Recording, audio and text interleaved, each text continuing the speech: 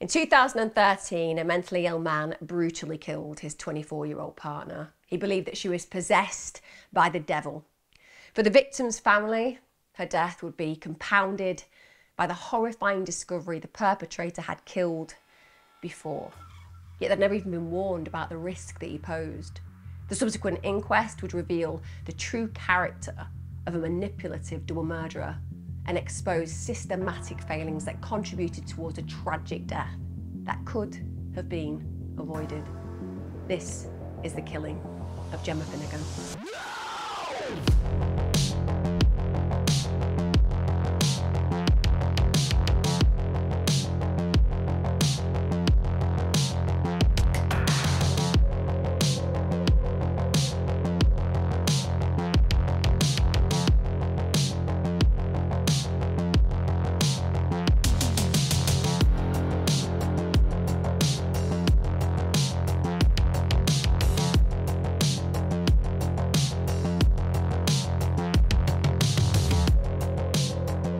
Hi my lovelies, thank you so much for joining me on today's True Crime. If you're new to this channel, I release my crime content on a Wednesday and a Sunday. Crime and consistency is my catchphrase. If you have a catchphrase, actually bang to rights. Do not offend. I've got a few, but I'm pretty consistent with them as well. Today's case is a real personal one for me. Every single case that I cover, I care deeply about the information that I get across to you, the diligence that I take within the research that occurs, and the crossing that with somebody who was qualified as a barrister and who's very fortunate my brother is something that makes me feel that we do approach these cases with the compassion and consideration that they deserve. And every single victim always stays with me. It's as simple as that. I don't forget these cases that we cover. Sometimes though, there are reasons why I have a personal connection, and the Gemma Finnigan case feels really, really personal to me. And I hope because of that, you show Gemma's family compassion and understanding and empathy. You'll have feelings about this case, failings have been made, and I hope that at the end of it, you will feel that we've done Gemma and her family justice as far as giving this case a legacy. But before we talk about Gemma, I want to go back in time. So 1996, 33-year-old David Younas. At the time, he's engaged to his fiancée, that's 33-year-old Susan Foster. They're happy. They've been together for 14 years. They were in a loving, committed relationship. David worked as a council electrician, and the family of David, they describe him as just a great kid, a gentle, hard-working, quiet, diligent man, somebody who was always smiling. All he wanted to do was to concentrate on working really hard and building the life that he was creating with Susan, building a home for Susan. This was a great relationship. On the 3rd of November 1996, it's around midnight, David and Susan, they're just walking home through North Kenton in Newcastle. They've been out on a night, had a great social time at Springs Gym where David was a member, so they enjoyed this time together. Then, because it's a nice night like so many of us do, they chose to walk home. No need to get a cab, public transport. Distance was close enough to mean that they could comfortably walk home because of the balmy night at that time. But unfortunately, and I talk about this constantly in my cases, there are those sliding doors moments of decisions that we make. And it would be a fateful decision, them choosing to walk home. Because sadly for them, little did they know it when they started that journey back, that they were going to cross paths with two teenagers, 15 and a 17-year-old teenagers. When one of the teenagers threw a beer can at David and his fiancée, he was annoyed. What are they doing acting that way? It's completely inappropriate. And of course, it leads to people feeling a need to confront those scenarios. And that's what David does. He confronts them. But as opposed to these teenagers, this 15-year-old and this 17-year-old apologising, acknowledging that they'd gone too far, that's not what happened. It's like They were looking for a fight. And so, as opposed to apologising and going away, they brutally assaulted David. They beat him horrifically. They were armed with a crowbar, and they kept beating him around the head with that crowbar, and they also stabbed him 10 times.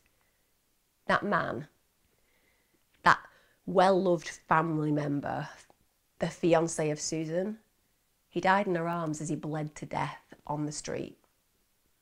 We're talking about a 15-year-old and a 17-year-old here, out looking for trouble, finding it, and then literally executing a man who caused no harm, a man who was pro-social, well-loved, and all he was concentrating on was trying to build a life for the people that mattered in his world. By the time David's mother and stepfather, Isabel and Christopher Kirk, arrived at the hospital, David was dead. They never even got to say goodbye. Imagine the shock. It's always one of those things when I present these cases, my stomach goes, it drops, because I just know that for any of us who children or sisters or brothers or friends, and you're always having that fear that there could be a moment, a knock on the door where everything changes, a phone call where you know your life is never going to be the same. It's happened to me, and it really changes everything. But as a parent, to arrive at a hospital when your child has just been on a night out with his partner, somebody who never gets into trouble, and now you're being told that they bled to death in the street, to even conceive of that is almost impossible, unless, of course, it's actually happened to you. There was a trial. The subsequent trial happened at Newcastle Crown Court. The perpetrators pleaded not guilty. Yeah, they were like, we didn't do it. We didn't do it. They just tried to blame one another for it. I get that. That's a very adolescent reaction. It's a very childish reaction. And actually, we see this in the criminal community quite a lot. People do things, and then they think the best way to get out of this is to say that the other person did it. I will also note, in points of law and in certain circumstances and cases, that has been an effective method of causing issues for the jury because of the reasonable doubt. But I think what we're dealing with in this moment is young boys. Even though one's 17, it's still young.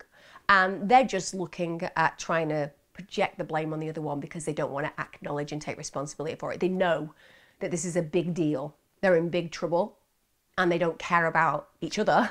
They just care about their own freedom. So they go not guilty, and you know what that means.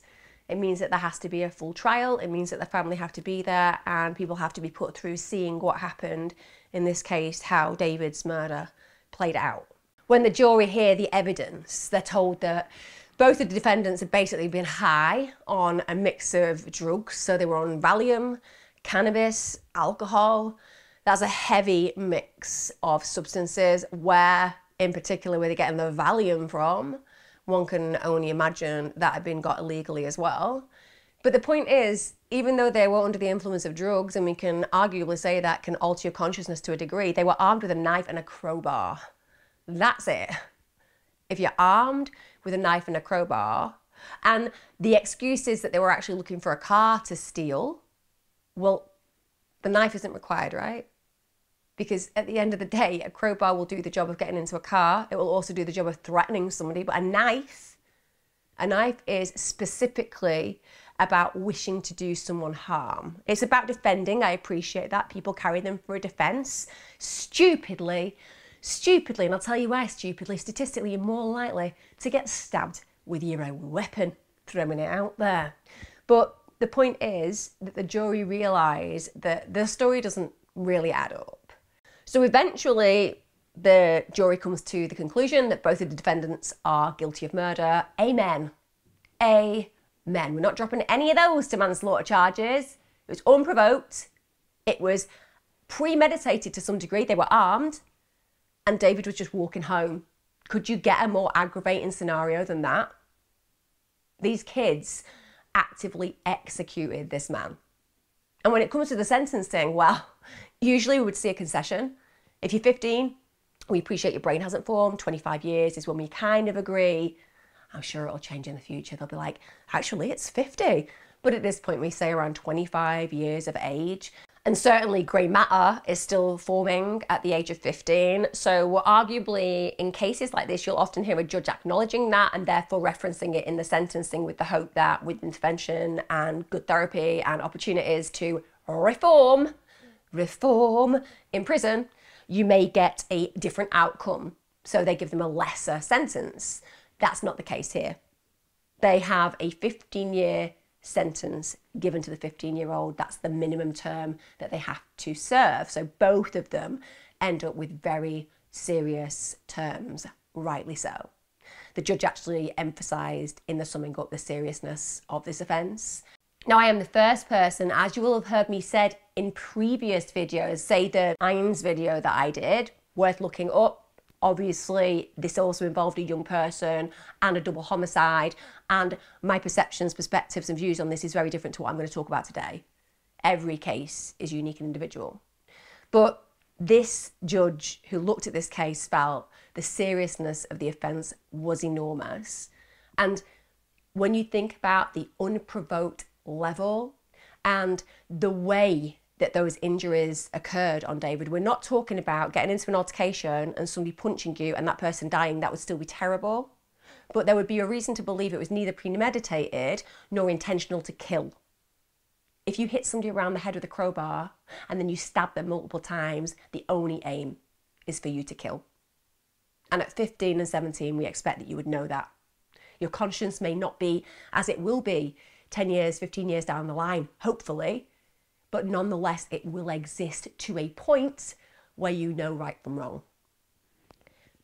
So this is in the history of the offender that I'm going to talk about today. He was one of those child. So with that in mind, let's start talking about Gemma. Gemma Louise Finnegan, she was born on the 21st of July in 1989. She was born in South Shields, which is a coastal town in South Tyneside. And what can I say about Gemma and her family?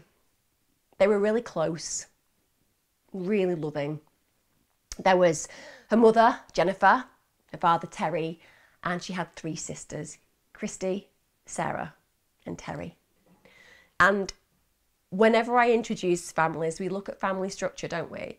We look at foundations, and part of that is because we want to gain insight into what forms a human being. And certainly what I would say about Gemma Finnigan is that she was formed and forged by her family and the love that they shared.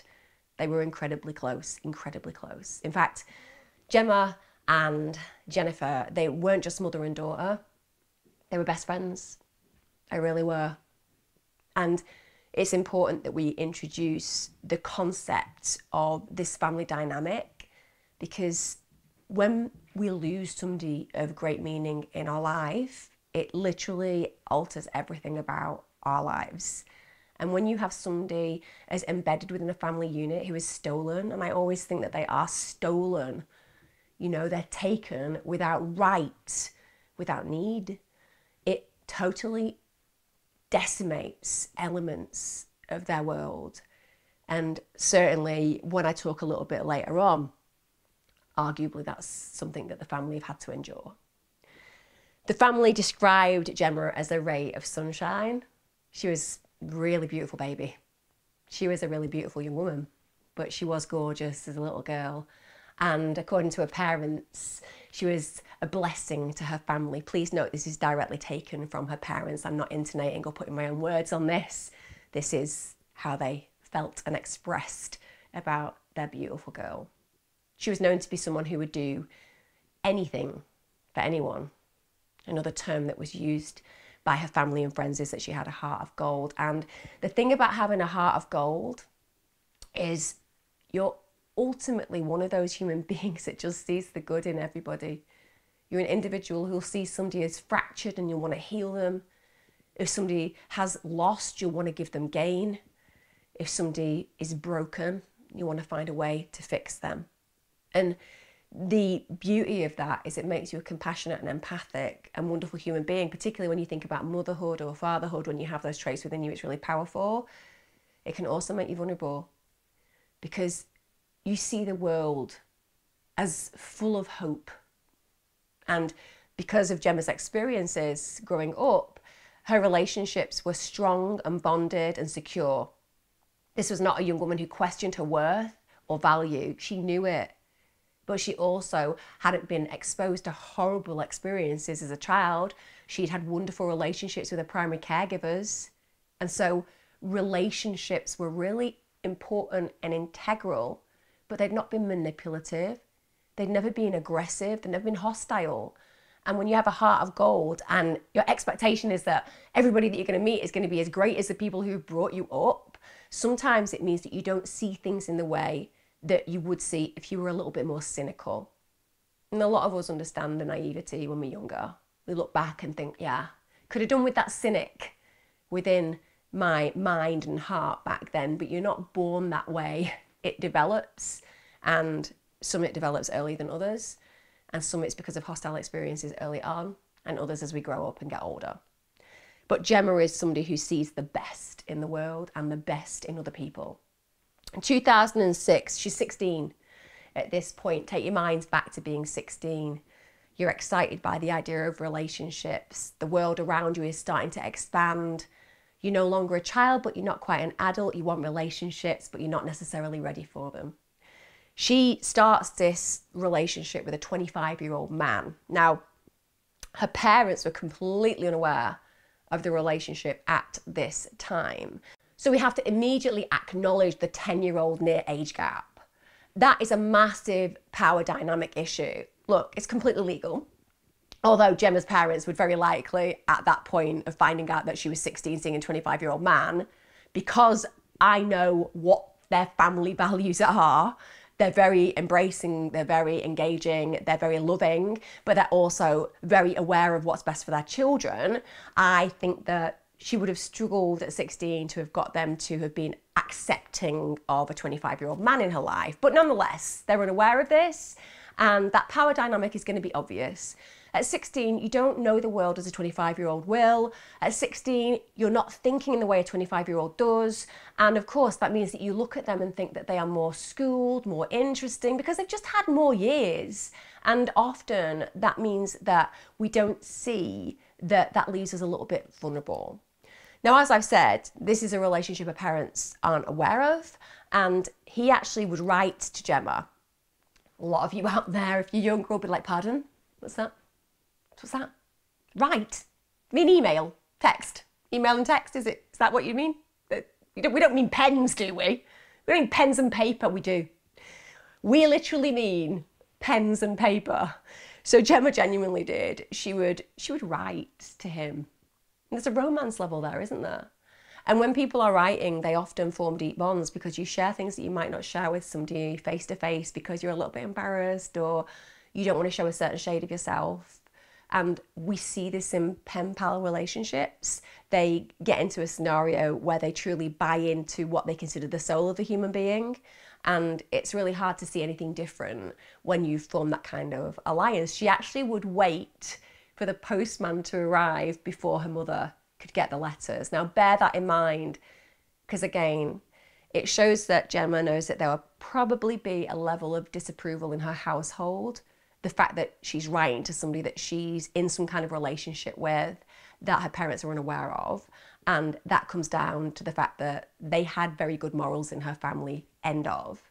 Now, who was writing to her was a guy called Daniel Johnson. And, you know, they've been introduced as most people get introduced in the real world. Obviously, these days, there are a lot of people who get introduced on dating sites, such as Tinder or eHarmony, which I would go for more than Tinder because at least there's clinical psychologists who profile you. But what I'm saying is, in the old days, you know, you used to rely on people introducing you. That's why the average person married somebody within a 3-mile radius of their home. Can you imagine that? Can you imagine that?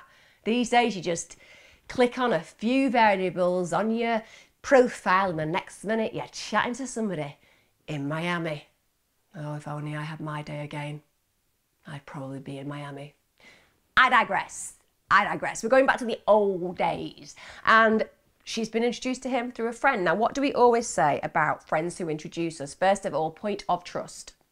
If you are introducing me to somebody, I am going to believe, because I have a bias that you have my best interest at heart, that I'm being introduced to somebody that you feel is firstly an appropriate match, secondly, a safe place, and most importantly, an individual that you absolutely approve of. That reduces the natural barriers that I'm going to have. I'm not going to be questioning in the way that I would do if I'd just met you in a way where I had to make all of those decisions myself about you. So the historical connection with somebody is always going to make us feel like we can trust them more. Don't get me wrong, even if that historical connection has only known them a week, it's just the way things work relationally. So when he and Gemma actually physically first met, he was actually on day release from an open prison.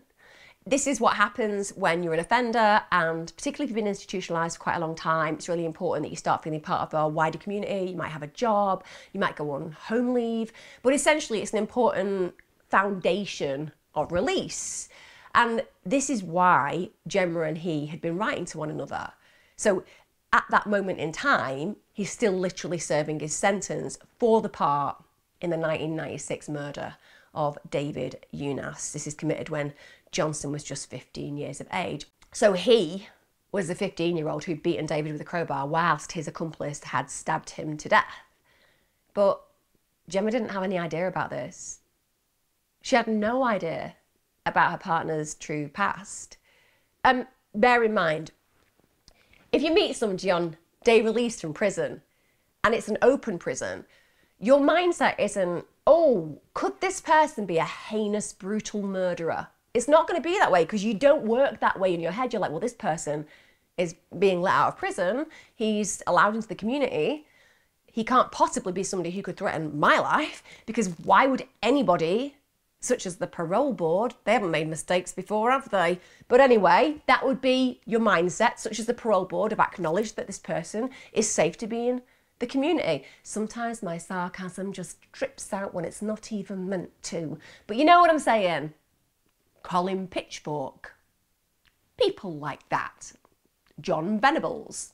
Parole boards don't always get it right. But anyway, Gemma has met him. She's probably thinking, okay, he's had a difficult past, but he's rehabilitated. And according to Gemma's family, and I have no reason to doubt them whatsoever because I know what they have been through. So he told Gemma that he'd actually been involved in a street fight. There had been a number of people in that street fight, and one of those people who'd been involved in, one would imagine he's painting the picture of a mutually reciprocal fight where everybody was equally as culpable. One of those individuals had been killed. So he's minimising what actually occurred. Please don't get me wrong, this is not unusual behaviour. We always want to paint ourselves in the best possible light, particularly if we're falling for somebody and we don't want them to think to themselves, I don't want to be within 100 metres of this person. This person's a really terrifying murderer. That's not what you're going to want to do, particularly if you want to get your life back together. And even though your past is, in my opinion, probably the best predictor of your future behaviour, we do see that people change, and we do see that there are people out there who, when they are young, they do something heinous, and when they get older, they are people who live amongst us successfully. So he's probably minimising that as much as he can because he wants her to like him. But there's a problem in that, which we'll talk about down the line, because it isn't just about the story that he should be telling her, it's the protective mechanisms that at this point should enfold Gemma to make sure that she is fully aware of this scenario that I'm talking about, and that she would have some protective measures around that. We'll talk about that a little bit more shortly. So Johnson basically says there's been this fight, he wasn't the killer, but that he'd gone down for manslaughter, which he didn't. We all know he went down for murder. And then he basically tells her that he'd been sent down for a crime that he didn't commit, and that is just going to make Gemma really feel a level of sadness for this man. He's not a perpetrator, he's not a predator. He's an innocent kid who got caught up in an awful fight, who lost 15 years of his freedom, so to speak, 12 of which have actually been served inside, and arguably is now having to face a life with this blight on his history. You can imagine, can't you, how that's going to feel when Gemma's falling for him. She'll only see the good. We know how it is when we're falling in love with somebody. We see their best parts and best points. And believe me, he had them, which we'll talk about. He had really good points as well, as far as Gemma was concerned and her family were concerned. Now, bear in mind what I've told you about Gemma keeping this relationship secret. So her parents don't actually learn of the relationship until 2 years later. That's when Gemma is 18 and Johnson is 27.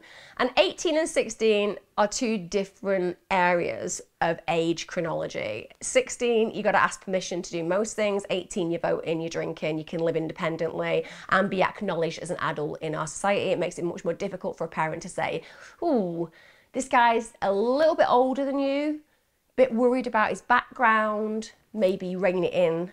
She's 2 years in at this point without them knowing. Now, the probation services, they are aware of the relationship. And we would instantly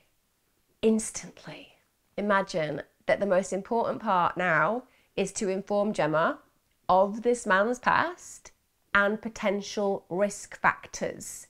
That would make sense. That's meant to happen, by the way. So the probation service are aware of the relationship, and as Johnson is just about to be released, Gemma's told basically that she has to inform her parents, which is really important. They need to know that this man has a prior history and that they are aware of that in case there are any red flags, of course. Now, the thing I will say is that Jennifer and Terry, this is Gemma's mum and dad, they were really sympathetic to Johnson, because the story that they've been told is that he is a guy who essentially was a victim.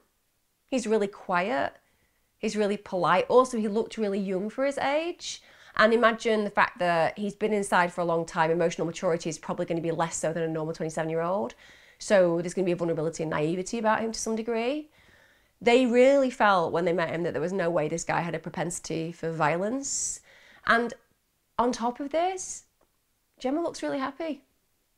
She seems content. She seems really happy with him. And they believe and feel that he deserves a second chance, which is a commendable part of their nature. It's one that they'll regret, but it speaks to compassion. It speaks to so many of us. You know, true crime content watchers tend to have higher agreeability and compassion levels within their personality. We think that we would be hard line, but often we're the most forgiving people in the world.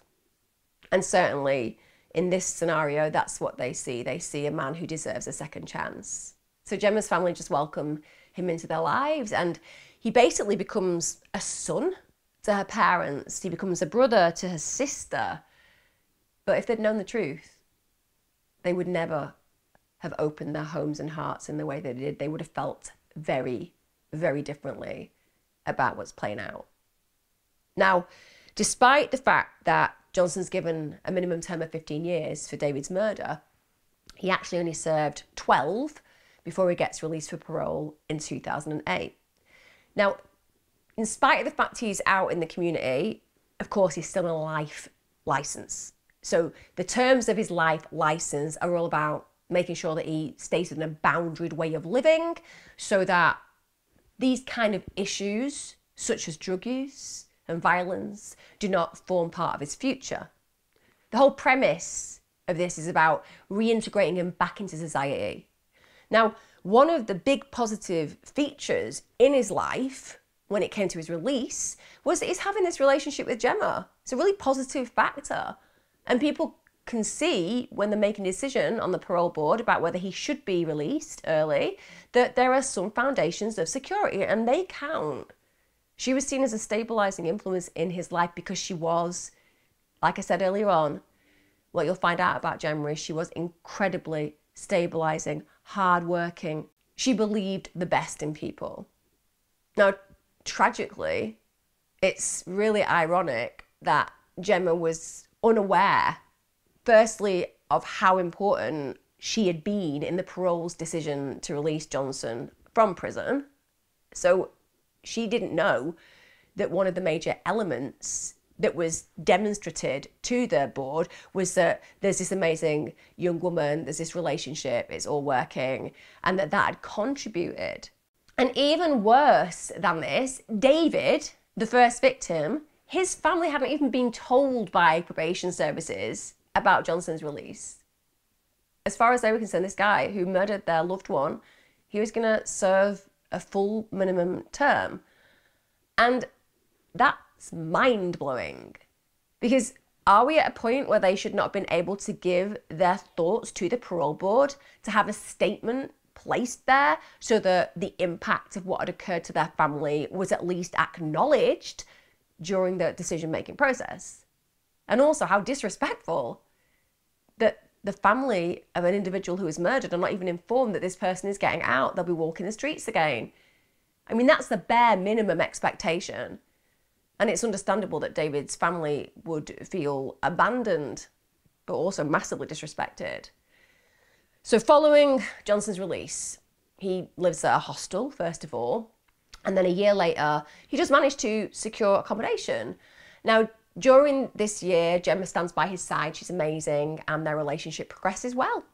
You know, there are no massive red flags at this point that suggest that she should indeed believe anything other than what she's been told by him about his life. And they ultimately move into a flat together. This is in Churchview, Bolden Colliery, South Tyneside. But in spite of what could be considered as a blossoming relationship and romance, thriving at this moment in time, we have to bear in mind that Johnson had been effectively institutionalized from the age of 15. So he's not been through a lot of foundational changes in his life that we would expect in society. Look, none of us know how to be adults. I am still trying to be an adult now. I look for the adult in the room when a decision needs to be made, and then I realise I'm the adult in the room, and it never does anything but shock me, because I'm like, I don't really think I am the adult. That tends to be how the majority of us feel. But we go through certain rites of passage, certain pain and pressure points, and that means that we forge an emotional resilience. When you've been institutionalized for a very long period of time, you just can't have the same stepping stones. It's as simple as that. So this is why a lot of people who go to prison for long periods of time end up on the streets. It's because they just don't know how to live effectively. Now, fortunately for Johnson, we know that he's got Gemma, and she is able to offer him a level of security. But because he's spent almost half of his life inside for an incredibly violent crime, I just keep wanting to reiterate that, he's not gone through these experiences. And bear in mind, on top of the fact that he went to prison at 15, prior to that he'd been a young offender. So he was known to the police as a delinquent for his behaviour since the age of 7. 7. 7. Did I say 7? 7. You know, the age where some of us are probably worrying about, I don't know, which park to go to play on the slide. Others, which book shall I read? Harry Potter, maybe. You know, just those normal 7-year-old ideas and ideals. I've worked with communities where 7-year-olds are delinquent, don't get me wrong. They're rare, though. They're rare. Even when they come from places and postcodes that would arguably incentivize that kind of behaviour, still, they don't act in a delinquent way. He does, from the age of 7. Also, throughout his early childhood, he was known to associate with drug users and offenders, and he'd had very little of the what could be considered emotional and mental developmental opportunities that a typical 27-year-old would have had no relationship experience whatsoever. So Gemma is it. Gemma is his first experience of a loving, supportive relationship per se. Now, the probation officer who worked with him for years, one of the things that probation officer noticed, even though this man hadn't had a lot of experience in relationships, even though he had missed out on a lot of the cues that we would expect and developmental experiences that we would expect, there was a key theme that the probation officer noted within his personality, and that is that he considered him to be highly manipulating. He felt that he was somebody who may have missed out on a lot of stuff, but he was able to use his personality traits and his behaviour to arguably place people in positions that effectively he could use. Now, bear in mind the fact that what we know about him is he's quickly moved on from being institutionalised to being in a relationship with Gemma and actually living with her. So he's done this fast. Now, given his violent past, given his history of drug use, you know that the real need here is that they have to, as services, monitor this man. They have to. This is a man who, I don't know, let's take the best case scenario, is gonna thrive, well, great. We'll be able to use you as a case study for positive examples for offenders in the future. But we have to go with our worst case scenario in these scenarios, and that is this person has previous high-level offending. He's been noted as highly manipulative. Also, we've seen that drugs, if they come into his world, are problematic. You are going to monitor this person day in, day out, week in, week out. Why? Because he could potentially harm somebody again. And he's in a relationship with a woman. So arguably, he's in a scenario where these things should be checked, because otherwise we're not protecting anybody. Now, according to Malcolm Clark, that's Johnson's probation officer between 2000 and 2010, he said that he attended a meeting with Gemma, with her mother Jennifer and Johnson. So they sat down and apparently they discussed Johnson's murder conviction, he says, in detail. Now, according to Malcolm Clark, Johnson disclosed that he had been jointly responsible for murdering a man. Yeah, apparently, according to Malcolm Clark, Johnson had even demonstrated how he had hit the victim with considerable force with a crowbar. Right, I'm going to throw myself into this. It's a judgment call. This is not something that I can validate, verify. I'm just going to go with my personal thoughts, guys. Just going to go with my personal thoughts. You're a probation officer. You've got Johnson. You've got Gemma's mother. You've got Gemma in the room. Your job in that moment is to explain the offending behaviour. Turns out that something terrible happens down the line, and when you reflect on that meeting, you suddenly remember within it that not only does this guy, who we know, according to Gemma and her family, minimises his offending, we're expected to believe that he doesn't just go into detail about the fact that he was jointly responsible for this murder. He then decides that he wants to play it out. I'm just going to show you, all of you, it's a crowbar, let's imagine it. Maybe I got an object from the room, and this is how I literally murdered this man. I mean, with respect, Gemma and her mother would be running in the opposite direction. Nobody is going to be okay with a partner demonstrating how they murdered somebody in the probation office with a weapon. And if I was the probation officer and I saw that, I would be deeply concerned. Deeply concerned. Because that is not normal behaviour. You run from the reality of what you've done in these scenarios. You don't want to amplify it. Oh yeah, this is how I killed him. This is the crowbar. This is where I hit him on his head. No. If that happened, I'd be seriously concerned about the mental wellness of that individual. It wouldn't make me feel content that I'd explained it to this family effectively. It would make me feel like this family really need to reconsider this individual in their life. So I struggle with those recollections and reflections that apparently occurred. But another thing that I believe, maybe a little bit narcissistically, but I believe gives a little bit of credence to my thoughts is that in spite of this guy recollecting this amdram performance of prior offending behaviour, no detailed record was ever kept. So there was no record of them discussing this. Now, Gemma's family, they've always been absolutely adamant. There was never any full details about Johnson's violent criminal history given.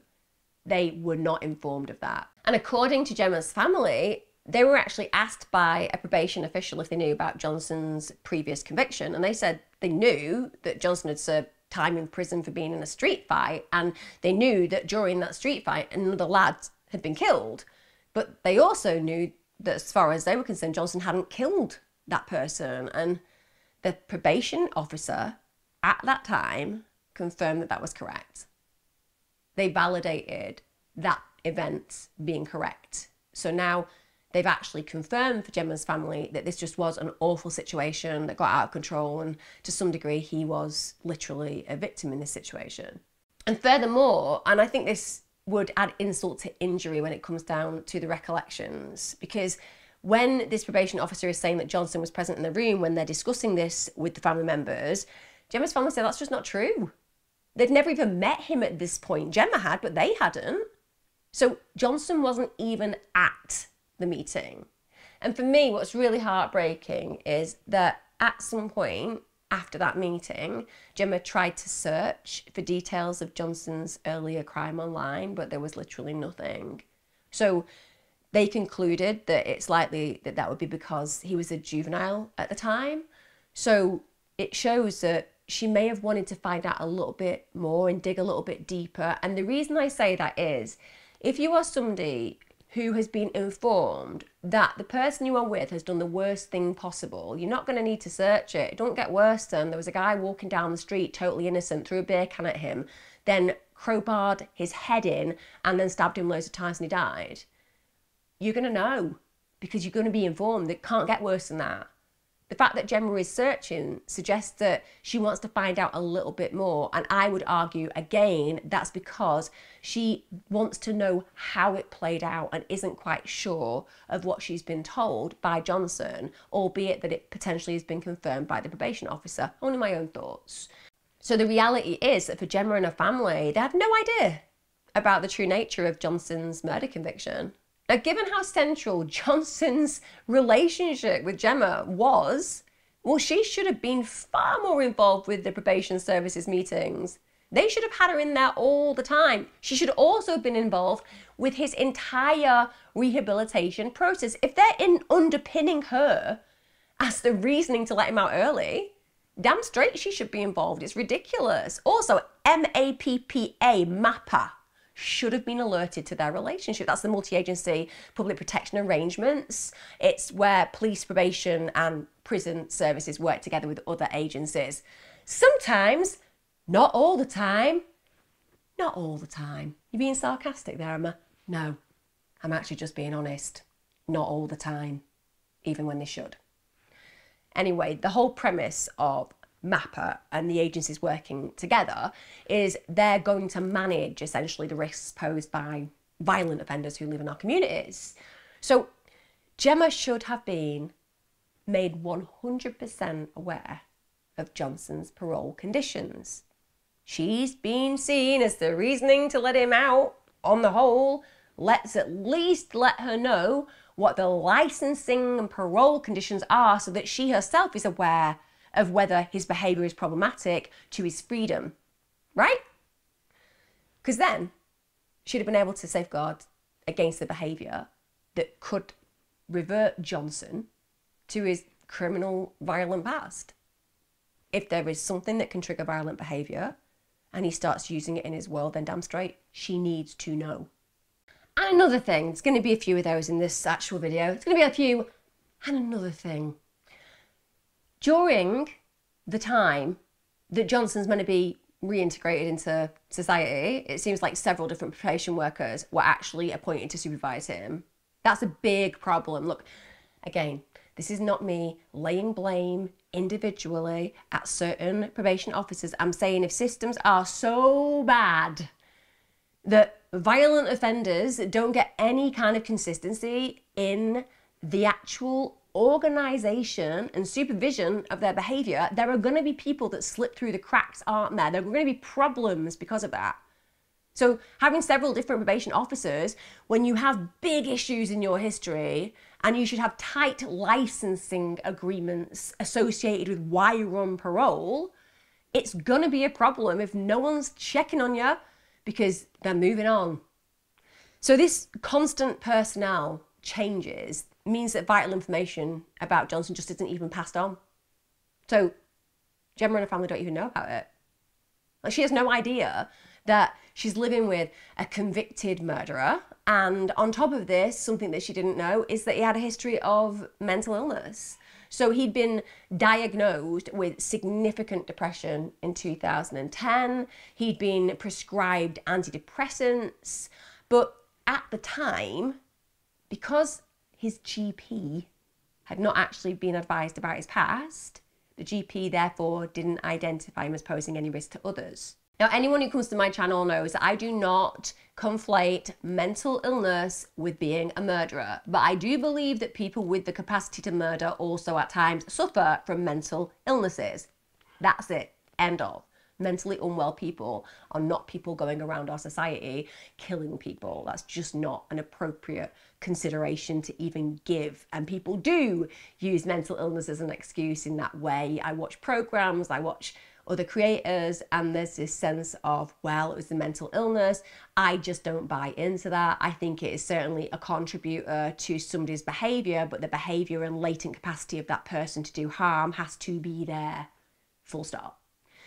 So, doctor doesn't know at all.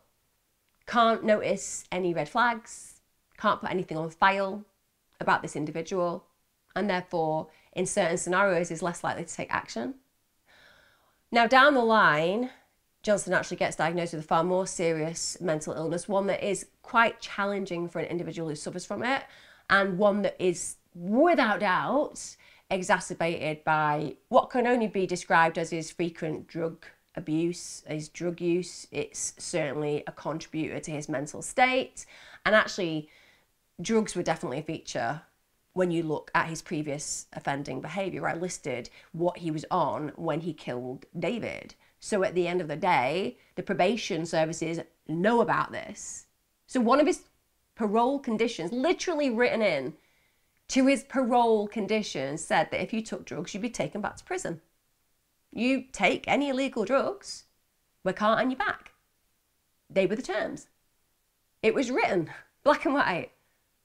But further probation services never tested Johnson for drugs.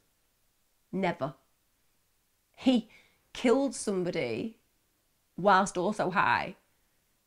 He's living with a woman who's, yes, a secure influence in his life, but she deserves protection. Her family deserve protection. And one of the ways of doing that is to make sure that there is nothing that can contribute to his behaviour that could result in something terrible happening to Gemma. You know, as part of his life license, he should have been getting regular blood tests. You know what the probation services would later claim?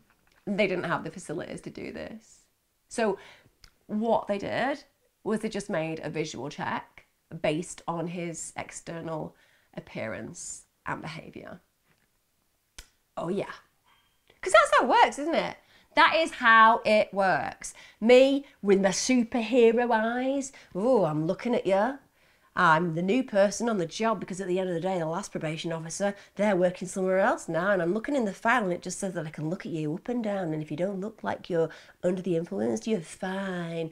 With my super sensory eyes that can see your blood work just by looking. Obviously it didn't go like that. It's ridiculous what we're talking about. This man did not get drug tested because they didn't have the service available. Oh, we just don't have a service available. You don't have a service available. No, we don't have a service available. Isn't it really important? Because it's like tied to his like license, and arguably if he is taking drugs, that could be a real risk to society. And on top of that, it would mean he was wheeled back to prison. Yeah, that all sounds like really important, but we haven't got the facilities. Do you think that maybe you should get the facilities? We don't know where from. Well, maybe you could organise him going elsewhere. I don't know. Just going to throw it out there. GP, hospital, you know, phlebotomy departments. Just toddle along there. It's written into his licence agreements, but no. No. Didn't happen. Deeply disturbs me. And if it could get even worse, the GP who should have been involved in giving Johnson regular blood tests, they claim that they were never actually told to do so. So Johnson was given no consequences for taking drugs, and nobody was monitoring how this could cause a decline potentially in his behaviour or within his mental health. Now, it seems that Johnson had been taking various recreational drugs. These included cannabis, amphetamines. He was taking opiates. In fact, later down the line, he'd go on to admit that he was literally on drugs constantly. And one of the things that Gemma had really not liked, and according to Gemma's family, is he'd even been growing cannabis in the flat. She wasn't happy with that. But what Gemma didn't know on top of this is that not only was he taking cannabis, he'd been abusing Subutex or buprenorphine, that's what it's known as, and that in itself is a drug prescribed for opioid addiction. So this is something that is obviously going to alter his mental state. I also want to acknowledge that for Gemma, him growing cannabis, it probably doesn't seem like the biggest deal in the world. She's probably been around lots of young people who take cannabis. It probably doesn't feel like something that she needs to be unduly concerned about. But we know that this is because she hasn't been informed about his prior history. Now, he'd started using the Subutex whilst he was inside, whilst he was in prison. It seems you can get a lot of things in prison that one would imagine you couldn't, such as illegal substances, phones, weapons. These are all things that I have both evidence and insight of occurring regularly in prisons, which seems, I don't know, to contravene the entire idea of prison. But who am I to make such common sense points? I don't know, just an average human being with a little tiny bit of logic. Anyway, when we talk about this particular drug that's prescribed for opioid addiction, the side effects aren't nice at all. So your side effects are things like insomnia, depression, hostility, agitation, paranoia, abnormal thinking, confusion. These are a whole heap of issues that are going to be difficult to manage on a personal level, but also can impact and affect our relationships, of course. Now, whilst probation services are basically trying to reintegrate Johnson back into society, he's literally indulging in the very behaviour that his release conditions forbade. Behaviour that greatly increases the possibility of him violently offending. Think about that. He's been inside for this period of time, but he's already breaking the boundaries of his conditions. This is not a man who understands consequences. It's not a man who is able to control his impulses. This is an individual who can hide these offences, so to speak. And there are so many massive holes in the net that's meant to catch these scenarios and behaviours that he can just hide that from the people who know him. And this in itself is a cooking pot of possibility and problems. It really is. Incredibly, and I'm going to use the word incredibly, probably a few astonishings today. Incredibly, one probation officer later admitted that they had been aware of Johnson smoking cannabis, but they'd just gone, decided not to report it. Decided not to report it or not to take any action. That literally happened. Literally. Can you imagine it? Hi. Yes, I am one of Johnson's probation officers. There are a few of us, though. Tend to come and go. Oh, he's been smoking cannabis. Right. Yeah, I'll look at his licence conditions. Just give me a second. Oh, it's not good. No, apparently he's not allowed any recreational drugs. He can't have any illegal drugs in his system or he needs to go back to prison. Yeah. What am I going to do about it? Yeah, I'm not going to do anything. Okay, bye. These are lives we're talking about. Who are you? Are you the big GOD? Not to report this.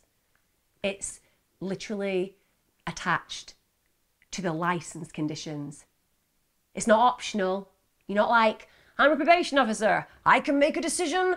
Whatever I feel is the correct way forward.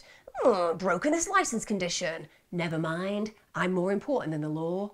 Let's just let them carry on. That in itself is so offensive because if somebody gets taken back to prison to serve the rest of their sentence, it breaks down the relationships that they have because the person that they're with obviously is given a breathing space. And secondly, it highlights that that individual is at least going to be unable to carry out behaviours and actions that can cause harm to people that they should not be allowed to cause harm to. But that doesn't happen.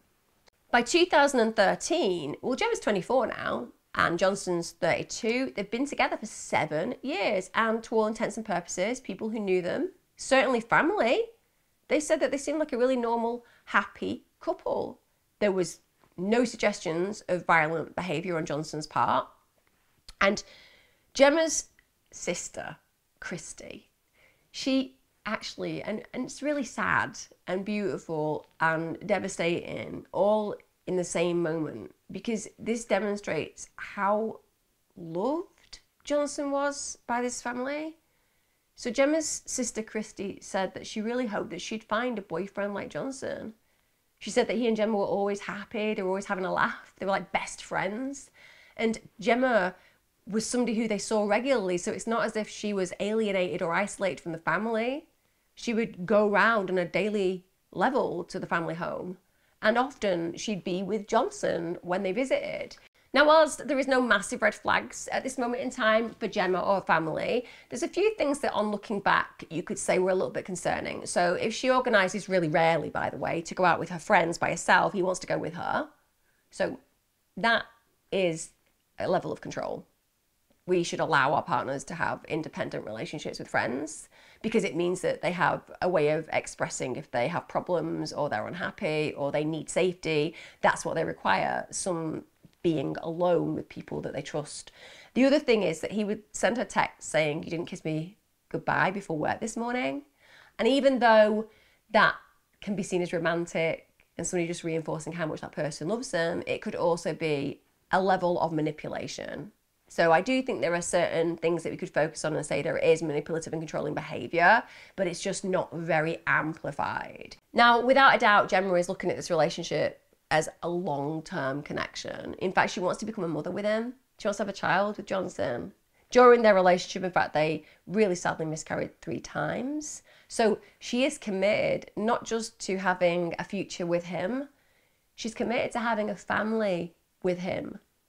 Now, even though Johnson tells her, "Yeah, I want a family as well, have the same plans as you," that's not what he's telling his probation officer. He's telling his probation officer a very, very different story. He says to them, "Don't want kids, not ready for them." So he's lying to Gemma about this.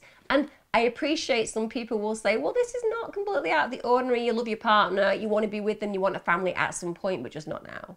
So you're not ready in that moment. But to tell them that is going to make them afraid. To tell them that they may reject you, and so on and so forth. That is possible. It's also massively possible he's just lying to her. He doesn't want kids. Where she feels pain at losing those babies to miscarriage, he feels relief. Gemma's also somebody who's worked throughout. So she's a catering assistant at the time, and she works in a cafe in South Shields. She'd actually been working there from the age of 15. Also, she would work at a race course on race days, and she actually works on those race days with Johnson's sister, Lindsay. So she is somebody who works really hard, is committed, consistent in her behaviour, and she's an individual who can provide. And Johnson's on benefits. So he's left prison, he's never actually managed to secure any form of regular employment. Now, ironically, I will say there is an irony to this scenario, because he had an exclusion zone, so a place that he wasn't allowed to go. He's not allowed because of his crime to enter certain places. And so after he's been released, that exclusion zone actually prevents him taking a full-time job in his stepdad's business. It also prevented him from seeing his family, and that family had been very supportive of him during the time in custody. Don't get me wrong, I appreciate that exclusion zones are really important. We're talking about individuals who've been impacted on by an offender. We want to make sure that their needs are more important. I don't know though, were they more important? Parole board didn't even tell them he was getting out. But this is what they are put in place for. But arguably, if that stops the person from taking full-time employment or prevents them from seeing supported family members, it can pose problems. And one could argue that exclusion zones need to have some parameters that enable pro-social behaviour in those individual offenders, which can be amplified by these connections such as work and family. But that doesn't happen. It's a blanket no, so he can't do that. We get to late summer that year. Now, Gemma's become concerned at this point because she's bright, she's savvy, and she's been with this man a long time now. there's a change in his behaviour and a notable change in his character. So first of all, he's not sleeping. He's talking really irrationally and he's staying up all night. Starts with this obsession about American conspiracy theories. He starts talking a lot about aliens, and obviously we all know, nothing wrong with the odd conspiracy theory. Nothing wrong if you've got an interest in aliens. But not sleeping and having obsessional thoughts, this speaks to a different element within their psyche, and often it can symbolise and signify a decline in mental health and wellness. He also goes out and buys a telescope. Again, I'm not suggesting that you amateur astrologers are in any way problematic for our society. If so, I would be carting my own brother and uncle off to jail. But what I'm saying is this is a change in his behaviour, and he starts using this telescope, staring at the stars all night, starts talking about the fact that the spacecraft which are heading for Earth. So this is really concerning for Gemma. And one night she actually finds him in the early hours praying over her. And he says at this point, he's the chosen one and that he's in possession of special knowledge. That's a big red flag. And when somebody starts to have those delusions of grandeur, it is a problem because it shows that firstly, their perception of reality has been lost. Secondly, their delusions are taking over. And most importantly, it's suggesting that they are not seeing the world how you are seeing the world. And that in itself is deeply problematic for them, but also potentially for you. Because if they're seeing the world incorrectly, it is possible that they could see you incorrectly within their world. Gemma is absolutely aware that there is something seriously wrong. She's really concerned. So she attempts to get some medical assistance. And that, again, is something that underpins this girl's nature. As opposed to wanting to reject him, abandon him, she just wants to help him. She just wants to make sure that this man that she loves gets the care that he needs, the consideration that he needs, the services that can help him remedy what is clearly a decline in his mental health. Sadly, that assistance, well, it arrives way too late. Way too late. By Thursday, 12th of September 2013, Johnson's behaviour has become really bizarre. It's escalated considerably. And that in particular had escalated over the previous couple of days.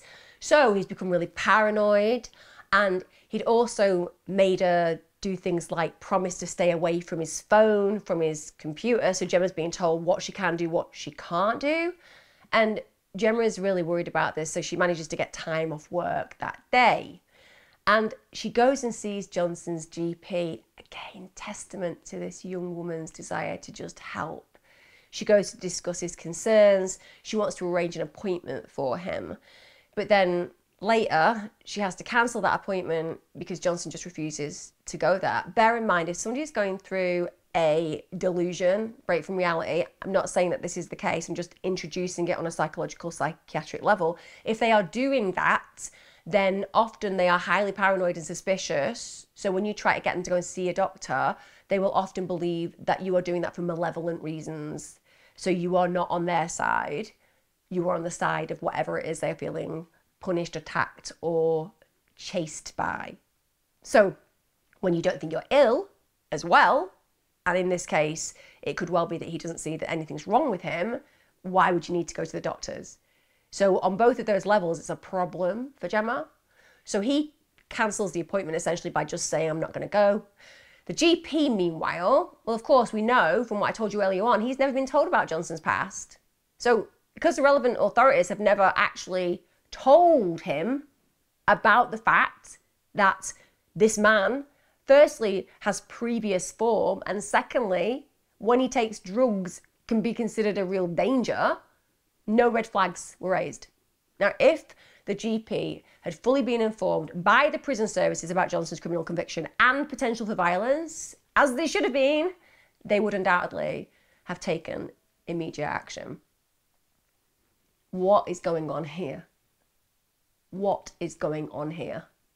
It's utterly unbelievable to me, the amount of holes in that supportive net that is meant to catch people who are placed in situations of risk, such as Gemma in this case. So as it is, Gemma's just left to look after a potentially violent individual who's displaying clear signs of serious mental illness at this point, alone. I mean, it's unbelievable. She should have been receiving the help, the protection from lots of different support agencies. So bear in mind the fact that Gemma is doing everything right at this moment in time to try to get the support that she requires. She's even speaking to friends about Johnson's behaviour, but she's also telling those friends that she's not afraid of him. She's not afraid to return home. She doesn't think that it's going to be directed towards her, that his behaviour is going to be a problem for her. All she feels is she needs to look after him. Now, if she'd known the truth, she would have no doubt felt incredibly differently. And my God, that girl should have been told the truth. Her family should have been told the truth. We get to the evening of the 12th of September 2013. This is at a point where Johnson's sister, Lindsay, well, she texts Gemma. She's obviously really worried about her brother. She wants to know how things are. And Gemma at this point says, you know what, he's fine. He's on the phone, he's okay. But she also notes that she's worried about him, and Lindsay's also worried. So she would later state that during that period of time, so when Lindsay saw her brother, that he had what she considered a pure evil look on his face. She said apparently Gemma's own dog cowered away from him. Now, when Lindsay spoke to him later that night, she said in spite of her fears and this look and the fact that his behaviour is maybe not in line with what she would wish to expect to see from her brother, she's obviously concerned. He describes Gemma at that point to Lindsay as a little diamond. So arguably there doesn't seem at this moment in time, for Lindsay at least, to be a concern that he's going to do anything awful to Gemma. Friday the 13th of September 2013, and I appreciate that murders happen every day of the week, but when it's Friday the 13th, it just kind of amplifies that sinister experience, doesn't it? So around 3:30 a.m, Gemma and Johnson are both alone in the flat, and a resident actually in the flat below hears shouting from Gemma's flat. She hears a man's and a woman's voice and can hear that there's obviously something playing out there. You know what I'm going to say, guys. If you hear a man and a woman arguing loudly, listen in and risk offending, because at the end of the day, a call to the police can save a life. It really can. I'm not blaming this woman for not doing that. I'm just saying that sure as hell, if I heard like a violent row, I would certainly respond and react for good reason. The next morning, Johnson's actually found in his old school in Kenton, Newcastle. He'd broken in there, and he's just wandering around confused. He's stripped to the waist and he's got blood smeared all over him. Obviously he's arrested by the police at that point. They need to know whose that blood is. And this happens at 9:30 a.m. Now Johnson's sister Lindsay, she then goes with a partner to Gemma's mother's house, and she tells Gemma's mother what's happened. They're absolutely frantic, because you're going to immediately think, my God, this guy's been found wandering around a school smeared in blood. They've not heard from Gemma at this point. Gemma's obviously expressed that there are some concerns with his mental health. Lindsay's been really concerned about him as well. He's got a look of pure evil on his face. So them turning up to Gemma's family and saying, this is how he's been found, they were frantic. Ultimately, they only care about Gemma's safety. Now, Lindsay has already tried contacting Gemma. She wants to know that she's okay, but she hasn't answered her mobile. She hadn't answered the door to her flat either. And you can imagine the sinking feeling within their stomachs. That sickness of dread that you can't help but find yourself experiencing in those moments where you just know that something terrible potentially has happened. You want to believe in the best, but often you know that something truly, truly awful is likely to have played out. So nobody can get in contact with Gemma. So Gemma's mum, of course, she's just hoping at that moment in time that she's on her way to work, that maybe she's just carried on around her business, about her business, and it's going to be okay. So Lindsay and her partner, they go then with Sarah, Gemma's sister, to her place of work. But she isn't there. So sad, isn't it? Look how supportive these people are. Even Lindsay, who isn't a direct blood relation, she has this real consideration and care for Gemma. They want to know that she's safe, and they're all trying their best to piece together the potential that would lead to the best case scenario, that Gemma isn't alive and well, and that everything's okay. Their fears have not been realised. But she's not there. And apparently she texted the night before to let work know that she wasn't going in.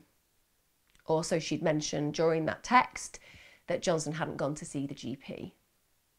Now, Sarah would later actually recall that Lindsay's partner said that he hoped Johnson had just tied Gemma up. Now, at the time, can you imagine being somebody who hears that?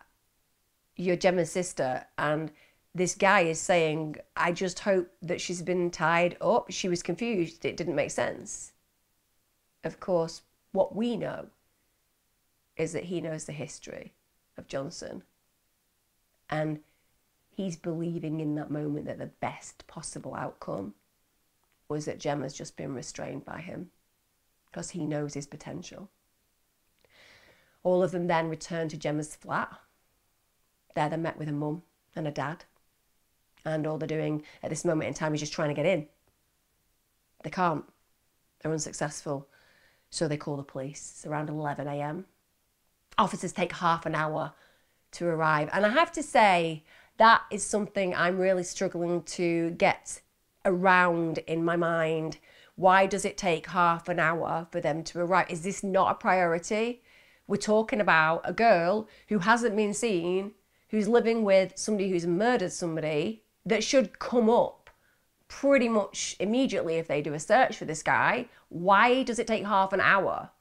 What if somebody is bleeding to death in a flat and it takes half an hour? But they eventually turn up, and then they have to wait for a battering ram to become available. Imagine that time. Imagine what Gemma's family are going through in those moments, like hoping, praying she's okay, ticking minutes past, waiting for just entry to happen, let alone being able to save her if there's anything awful that's played out. Every second counts. When they eventually managed to gain access, they met with a really horrific sight. Gemma's face down on the bedroom floor. She was dead. She'd been stabbed 12 times in the back and chest, and she'd been stabbed twice in the neck. She had marks to her neck that also indicated that she'd been manually strangled. She was pronounced dead at the scene. Also, they were able to recover several bloodstained knives that were found near her body. Just horrific. Gemma's parents and Gemma's sister were present when that discovery was made. They were there. They were there when they met their beautiful child, their beautiful sister. And that's what they experienced in those moments. When the news actually was broken to them by the officers at the scene, Gemma's mother just fell screaming to the floor. And let me tell you, if there is one reaction that feels so real, so relatable, so contextual, that's it. To just scream and beg no. To not be able to move. Not only have you heard the worst news in the world, you're in the space and the place where your daughter's body is lying. And you haven't been able to do the thing that you would have done day in, day out for the rest of your days until you stopped breathing, which was to protect her in those moments, or at least to hold her as she lost her life. It's unbelievably painful for the family that they couldn't do that. Gemma's family were in absolute disbelief initially. First of all, they can't believe that Johnson's hurt her. In fact, they find it so difficult to even conceive that this man who has loved Gemma could ever have done something so reprehensible. In fact, they think it could be some kind of accident. But then he gets arrested on suspicion of Gemma's murder. He's charged 2 days later.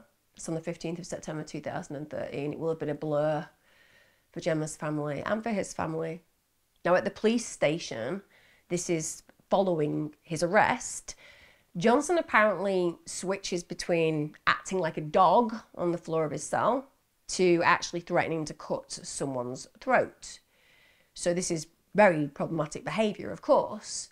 Now, during the police interrogation, it becomes very clear to the investigators that there is something seriously amiss in Johnson's psyche. So first of all, he tells the investigators that Gemma's been possessed by the devil or by some unnamed evil spirit. And so he'd strangled Gemma in bed. He'd strangled her until she lost consciousness. And then he brought in the 3 knives from the kitchen and he stabbed her to death. And he claimed that he had done it to save her and himself. So at this point, Johnson, of course, he's assessed by a psychiatrist. And the psychiatrist concludes that he suffers from paranoid schizophrenia and that during the killing, he was in a psychotic and delusional state. Also noted that he was likely to be dependent on opiates.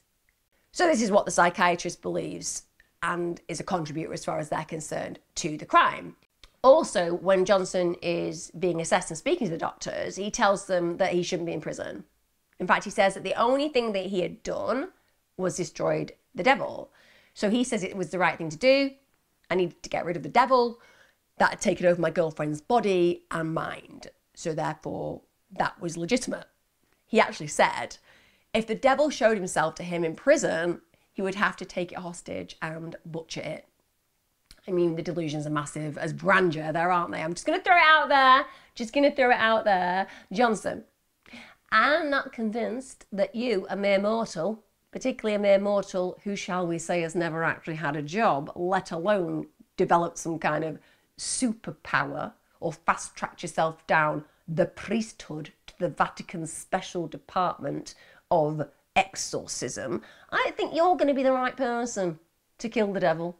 Pretty sure, should the devil exist, that it's going to be a pretty terrifying and potentially lethal type of being. Just going to bring in revelations. Pretty sure we all die, apart from 144,000 people. So just throwing it out there. Bit of a narcissistic response really there, isn't there, from him? This idea that he's going to kill the devil, this guy who can't even keep a job. But anyway, this is what he says. It's ironic that Johnson is referring to devils and hell, because I tell you what, that's exactly where Gemma's family are. They're in hell because of what he's done. He's literally stolen somebody of such meaning. And a few days after she's been murdered, Terry's having to clear belongings from her flat, and actually a liaison officer is also helping him do that. And that liaison officer poses the question, how did Gemma and Johnson meet? So Terry explains they'd met whilst he was on day release from an open prison, that he'd been serving time for a street fight in which someone had died. And the liaison officer says, no, that's not what happened. Because that liaison officer had actually worked with the family of Johnson's victim at the time. It had actually been his first case ever. So then he relays to this horrified Terry, the father of Gemma, the man who would have protected her come hell or high water. And suddenly he's hearing from this liaison officer about the true details of the 1996 attack on David Eunice. Terry's in disbelief. In fact, he is so unable to conceive that this is real, he thinks that the liaison officer is just talking about someone else, because he simply cannot imagine that the man who stole his daughter's life was a convicted murderer, and one that he should have been aware of. Can you imagine how horrific it was for him to then have to go and tell all the rest of Gemma's family about the man that she'd actually been living with? Everything that they thought they knew about Johnson was just a big lie. Gemma hadn't known the truth. She hadn't known the truth about the man that she had been sharing her life with for 7 years, a man she had supported, a man she'd given security, compassion, love to, a man she wanted a family with. She'd never been afforded the truth. When Johnson goes to court, he pleads not guilty to Gemma's murder, and I appreciate what defence he's going to use, but I always think in these circumstances, mate, you've been down for killing one person. You've killed your partner horribly. She's never going to get a breathe again. Why would you want to be outside of prison? Don't you feel you deserve it? Don't you feel that you deserve a very long sentence for what you did, for what you took? Don't you deserve to acknowledge what your actions have done? So Johnson initially attempts to plead not guilty by reason of insanity, and this is due to a psychotic episode. However, in light of the medical evidence, the defence team were able to establish diminished responsibility was a more appropriate plea. So diminished responsibility is basically a special defence to murder. So it reduces the murder conviction to a voluntary manslaughter conviction. So partway through the trial, he basically changes his plea. So he says, yes, I am guilty, but I'm guilty to manslaughter on the grounds of diminished responsibility. Now, despite the fact that initially the prosecution were pursuing a murder conviction, ultimately they decided that they were going to accept Johnson's guilty plea to manslaughter. We always can feel frustrated, and we always will feel frustrated when people are given plea deals, but it's always down to a couple of things. One, money, and secondly, they want a conviction. And they just hope that when it comes down to sentencing, the judge will appropriately explore the aggravating factors to a point where a length of sentence is appropriately given. Now, to successfully plead diminished responsibility, you must prove that the defendant was suffering from an abnormality of mental functioning caused by a recognised medical condition which substantially impaired their ability to understand his conduct, form a rational judgment, or exercise self-control, and it has to provide an explanation for the killing. Now, in Johnson's case, his paranoid schizophrenia, as far as the defence were concerned, had basically caused him to enter a psychotic delusional state, and therefore it had substantially impaired his ability to understand what he was doing was wrong. As far as he was concerned, according to the defence, he felt that Gemma was possessed, so he'd killed her to save himself and also to save her. So he believed that he was doing something good. Now, his barrister told the court he regards Gemma Finnigan as the best thing that ever happened to him, and he now has to live with the knowledge his actions at a time when he didn't realise what he was doing have taken that life away. He feels it acutely. His concern was to kill the devil, which he believed had infiltrated Gemma. It's very difficult, I imagine, for Gemma's family to hear that, because they lost their Gemma. He had her for 7 years, they had her for far longer. And I'm sure, on reflection, he realises what a loss she is to his life. I believe it's incomparable to the loss that her family feel. We get to November 2014, and this is when Johnson gets sentenced, and he is sentenced to life. And that sentence comes with a minimum term of 20 years. Now, the judge stated that due to Johnson's bouts of mental illness, he certainly, as far as he was concerned, posed a potentially lethal threat to society. In fact, he said this: "You have now caused 2 deaths. In my view, your pattern of behaviour over the years exhibits a clear-cut propensity to extreme violence. It has not been suggested that the violence you committed when you were 15 was due to any mental illness. When that history is coupled to the present killing, I am left with the clear picture of a person who has it within him to commit terrible acts of wanton violence, and that the inherent risk that you pose to society is increased by the fact that you are prone to bouts of mental illness, which have the effect of making you delusional and heedless and oblivious to the horrors of your own actions. Although I am told by the experts that you are no longer delusional or psychotic, none of them can predict if and when another equivalent episode might arise. In the past 15 years, you have left in your wake 2 different distraught groups of families and friends, of people you have killed. So far as Gemma was concerned, I have heard that she was a vibrant and hard-working woman who was loyal and very close to her family. She had much to live for. She had a loving and close family who've been devastated by her death and by the loss of her. In my view, you pose an extremely serious and potentially lethal threat to society, and a threat that is not possible to say will necessarily ever go away. You've now committed 2 acts of extreme violence over a period of 16 years. It might well be the case that you are today not suffering from any psychotic condition. However, no one can say if and when such a condition will return. I must take into account that society cannot tolerate the risk of a 3rd death of an innocent person at your hands. Amen to that. Amen. David Eunice's mother, Isabel, she couldn't believe her son's killer had been released and therefore, as far as she was concerned, allowed to kill again. Another family had been made to endure the same trauma that she was living. She said, it just made me sick when I found out what he'd done, that another family was going to go through what we had. We just hoped he would have been put away for life, that he wouldn't be able to do it again. He should never have been let out. He's not learned anything from what he did to David. How could they not have thought he was dangerous after what he did to David? Isabel believes that Johnson should never have been released from prison. She believes that that would have prevented him ever taking another life.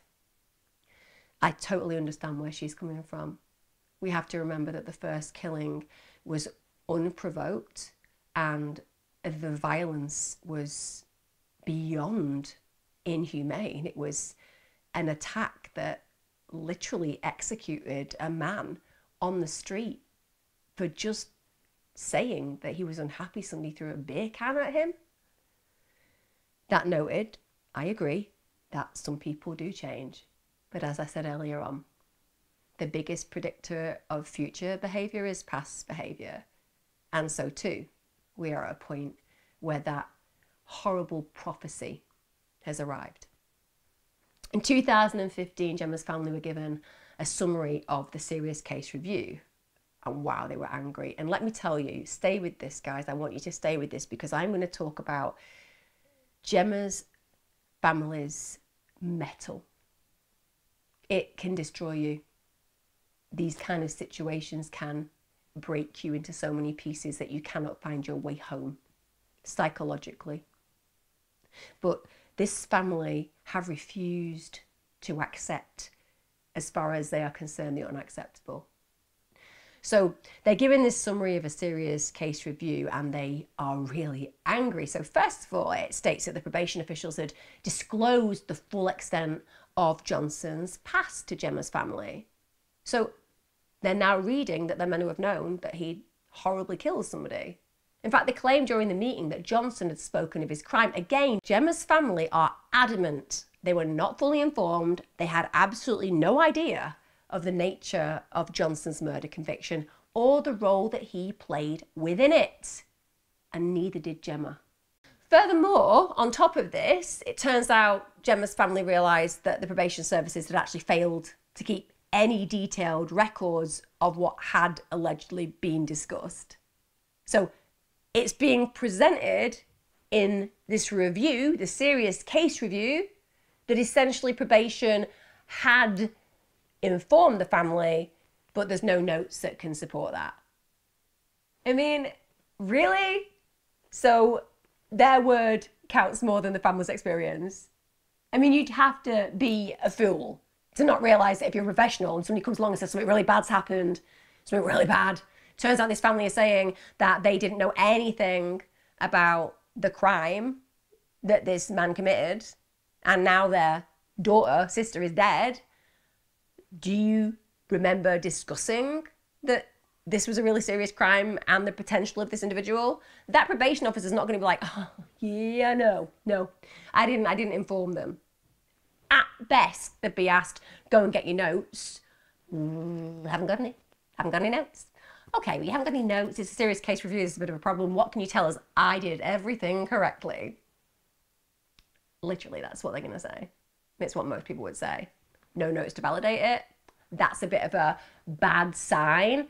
But the fact is that they're going to evidence, well, in my memory, I did everything brilliantly. And also, can we please stop? Probation officers meet ridiculous amounts of people. If you're saying that that recollection of that interaction amongst so many other interactions just stood out to such a point that they can clearly remember it, I smell a little bit of something that's off. Just gonna throw it out there. Logic for me usually lights up the obvious, and in this case, it seems to be obvious. So no detailed records are kept. So the serious case review, they then state that the probation service now handles these meetings differently. Oh, really? Well, that's helpful. Not at all, even one bit, to Gemma's family. So, quote, they now normally take place jointly with the police, and there is usually a fuller record about what exactly has been said. Sorry? This is a serious case review? Yes. Can I just go through that again? Serious case review? Yeah, sure, it's a serious case review. It's very serious. Okay, so bearing in mind the horror of what we're talking about today, I'm just going to go through that quote again. They normally take place jointly with the police, and there is usually a fuller record about what exactly has been said. So there isn't necessarily an absolute record, and nothing has really actually changed. Normally, a meeting will take place this way, and sometimes they'll keep notes. Oh, wow, I feel like super confident about that. That seems like a really super confident case review that's really bolting down what needs to change. Now, the subsequent domestic homicide review, they found that Gemma had been let down by agencies that had failed to communicate, but they concluded that her death could not have been predicted. Really? Could it really not have been predicted? I mean, she was literally not informed that she was living with a murderer. Arguably, maybe if she'd been told that, she may have made some different choices, but who knows, because no one told her. But they did fail to reach a conclusion as to whether her death was preventable. How do you fail to reach a conclusion on that? It's preventable. Watch this. He's taking drugs. We're going to do a test. As is written into his license, he's going back to prison. Preventable. Let's tell her that she's living with a murderer who violently killed somebody under the influence of drugs. She sees his behaviour slipping. She's going to be removing herself from that situation. It's preventable. Her death was preventable. Why not just conclude that? You know, at the end of the day, we can only change when we learn. There's no point trying to avoid these difficult conversations or acknowledge where huge mistakes and errors were made. Now, Gemma's family, I told you, they were unbelievably strong in the face of such adversity. They weren't satisfied with the overall findings, and they demanded a full inquest into Gemma's death. They wanted those responsible for the failings that they could see to be held accountable. They fought for 9 years. Can you imagine fighting for 9 years? For what? For something that we should all want. For what? For what the services should all want. Why? When these horrific things play out, do so many people try to deflect responsibility instead of looking at accountability and changing things so that these things do not happen again and again and again?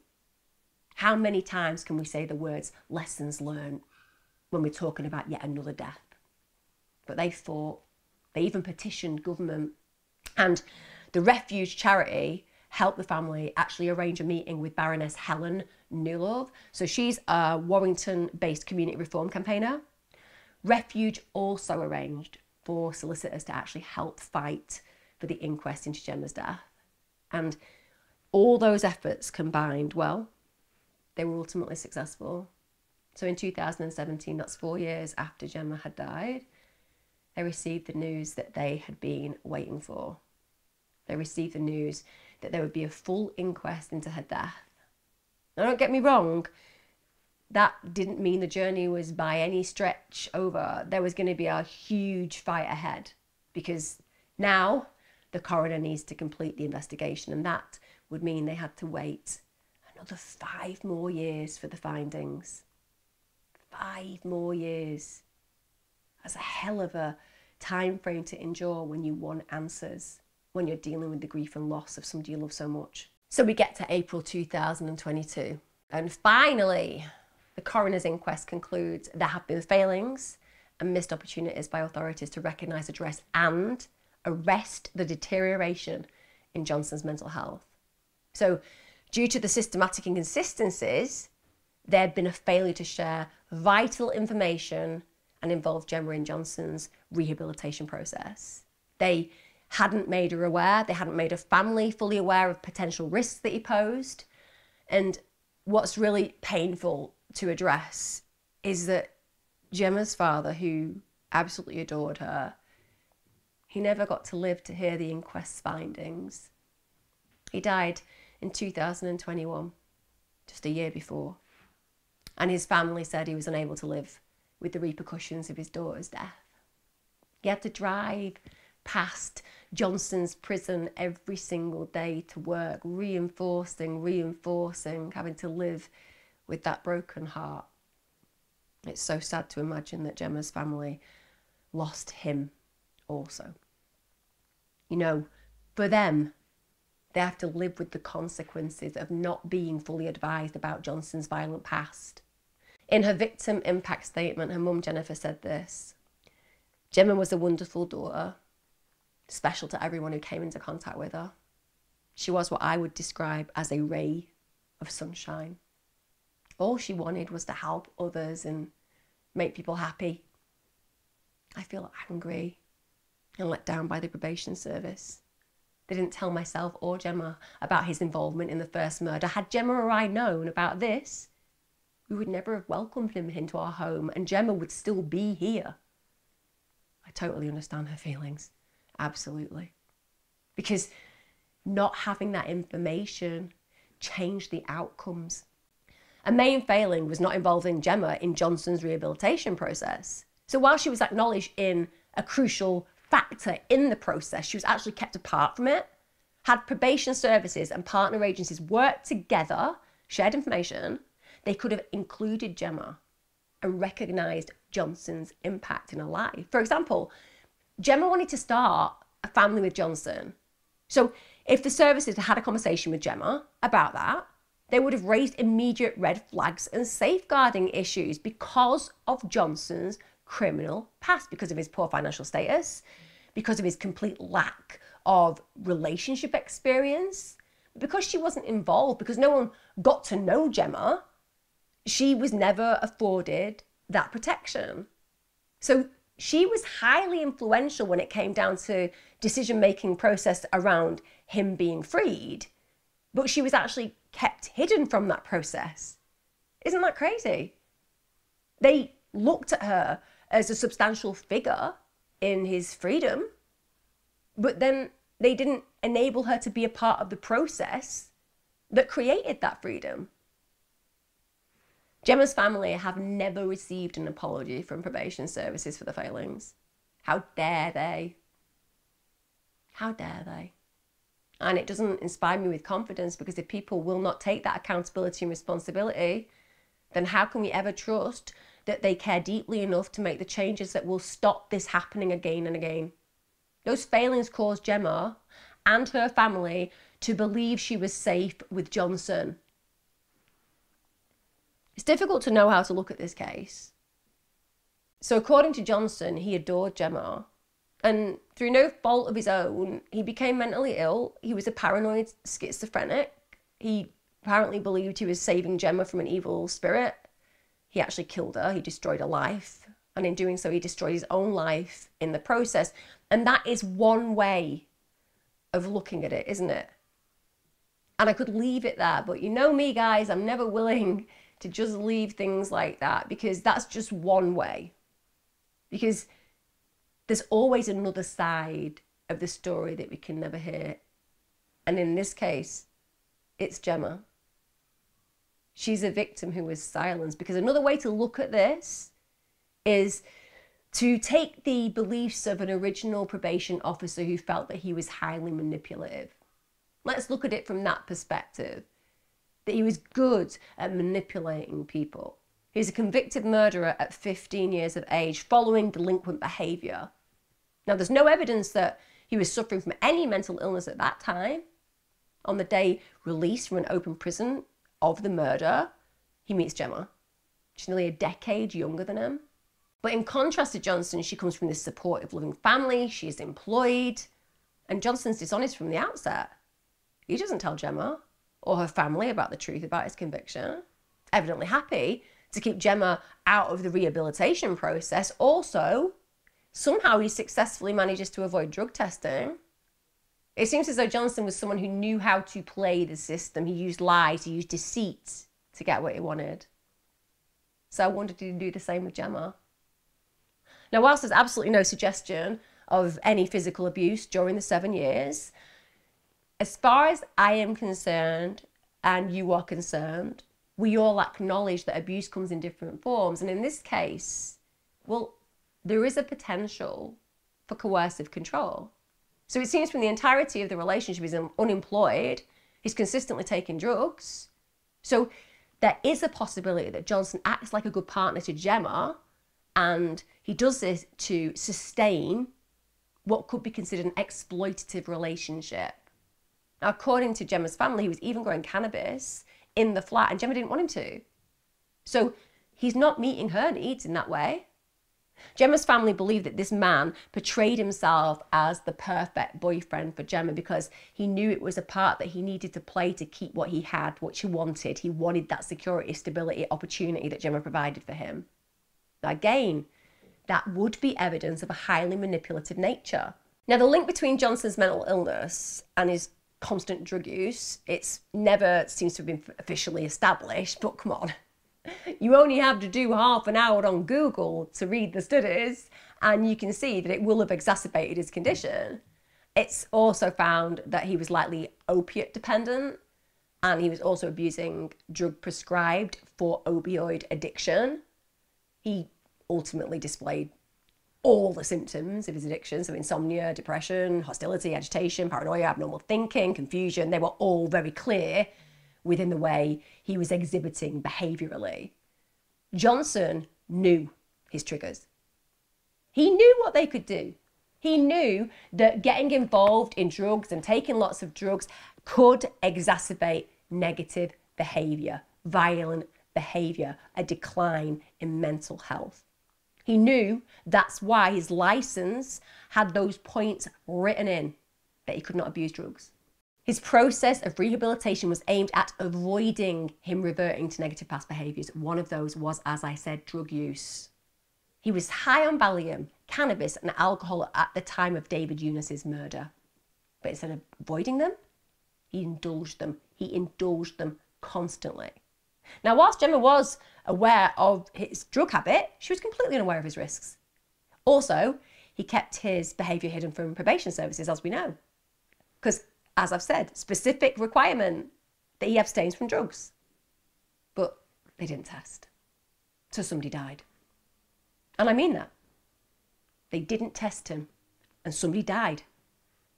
Where does the blame get laid? Now, ultimately and horribly, those behaviours, they manifested in a state of mind that caused him to brutally kill Gemma. Faced with a murder charge, by the way, let me just put it out there, as far as I am concerned, this fits in with the manipulation, because he then relied on a mental health defence to avoid full liability. This is despite having effectively indulged in behaviours that brought about that state of mind in the first place, in breach of the conditions of his parole. Now, on the one hand, Gemma's death can be viewed as a tragic consequence of a mental illness. But on the other hand, It can be viewed as the consequences of the actions of a violent, manipulative, compulsive liar who played the system and avoided a murder conviction, combined with systematic failings in criminal justice services that led to the death of a much-loved daughter and a much-loved sister and aunt. A happy young woman with literally everything to live for, dreaming of having her own family, dreaming of a happy future. It was a death that could have been and should have been avoided. 2 years after Gemma's death, her family found a memory card. It was from a mobile phone in some of Gemma and Johnson's belongings. So they viewed the contents and they realised it was Johnson's. And on that memory card were images of Gemma. They were taken just a few months before she was killed. She was asleep. She was on top of a blanket. And alongside her, bin liners had been lined up. Now, they notified the police at the time, and they were told that the bin liners may have been intended to cover windows. Now, this made no sense to the family at all. Firstly, Gemma had blinds. She'd never done that before. So, at the end of the day, that kind of behaviour was not something you would expect to see. I'm sorry, who were the officers taking that and listening to that and coming to that conclusion?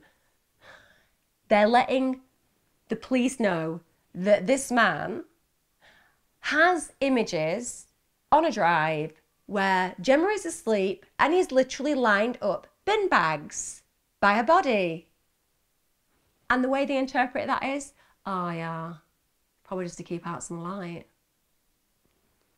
There's blinds. Well, it can never be too dark, can it? But there's blinds. It's making no difference whatsoever. Just saying. If you didn't have blinds, they'd be not very good actually, because a bin liner's pretty see-through when you put it up to light, but just saying, it's probably likely. You don't think that probably it's more likely that this guy was intending to kill her, bearing in mind that he did actually kill her? On one level, that seems reasonable, but on a we take no responsibility and accountability for anything, no, it's just for blinds. My blood boils to such a degree that I may self-combust. Now, her family, like I would be, again, let's bring in the year 6 students.